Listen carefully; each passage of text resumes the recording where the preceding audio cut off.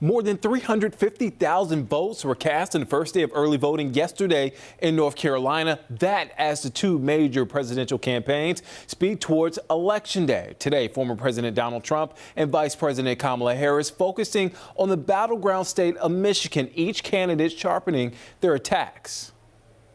We can't have her as a president. She's a Marxist. We're not ready for a Marxist. The American people are exhausted with his gaslighting. Exhausted with his gaslighting. Enough! Back in North Carolina, Michele Morrow, the Republican running to lead the state's public schools, says voters should not be concerned about her past calls for political violence. She sent a message to her supporters calling this election, quote, war, the American Revolution 2.0, and if she loses, that they need to fight the day after the election. Things Morrow now says were meant figuratively. I think all of this rhetoric is manipulating people emotionally to not think critically, to not be analyzing the truth of where we stand as a state and as an educational system. So I think it is your duty as people to say, listen, let's rise above all of the emotions and let's focus on what is going to be best for our students.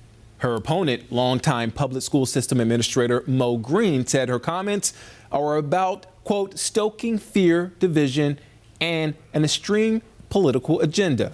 While Morrow said the comments are not calling for violence, they come as fears about political violence are elevated. Voters reacting to those comments Friday. I think they could incite violence. I feel like we live in a population now that's motivated by fear. Well, there are plenty of other ways to phrase that, and they have to know that there are some people who are even more on the fringe than them who are going to take that as, please go incite violence. This is the first presidential election since January 6th Capitol riot.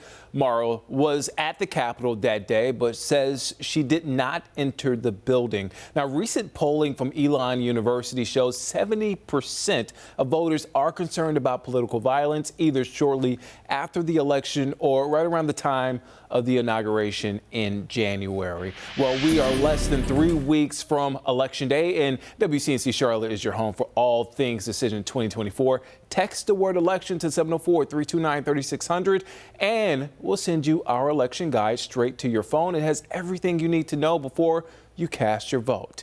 And on election night, we will have a special nonstop coverage on our streaming app, WCNC Plus, starting at 7 p.m. You can download the WCNC Plus app to your preferred streaming device.